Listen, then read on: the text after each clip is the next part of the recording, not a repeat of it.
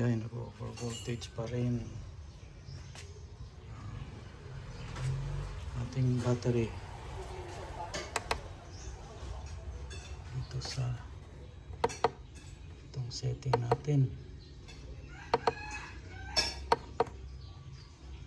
Yan na siya.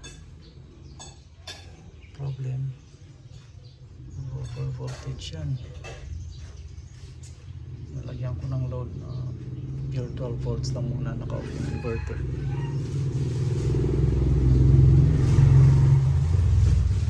Yung voltmeter natin na yun, 16.1.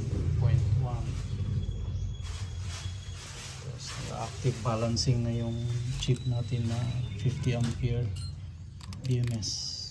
So naka-down yung MCCB, off inverter, pure 12 volts tayo na load.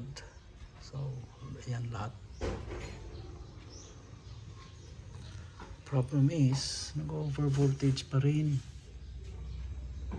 Nasa 14 volts na nga yung charging. So nilagyan ko ng load. Ayan, may charge ako ng gadgets. So yun. Ayan. So power bank ko, laptop ko, full na nga yan eh. Oh. Still charging. So ayan ang mga around 20. Kanina 20 watts, ngayon 7 watts. However, okay, so what we're going to do is upgrade to tadan, our new DALI 200 amps Smart BMS Black Series. So, pasa muna tayo ng manual para malaman natin anong dapat gagawin. Okay, so kapal ng wire to AWG. Wow. So, balik tayo rito.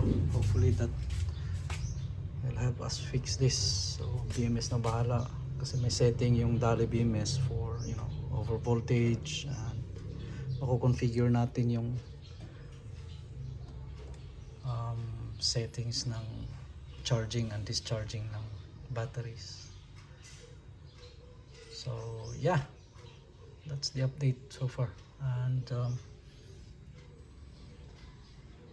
hopefully magkaroon ng fix yung setup natin. Okay, so that's it. Thank you.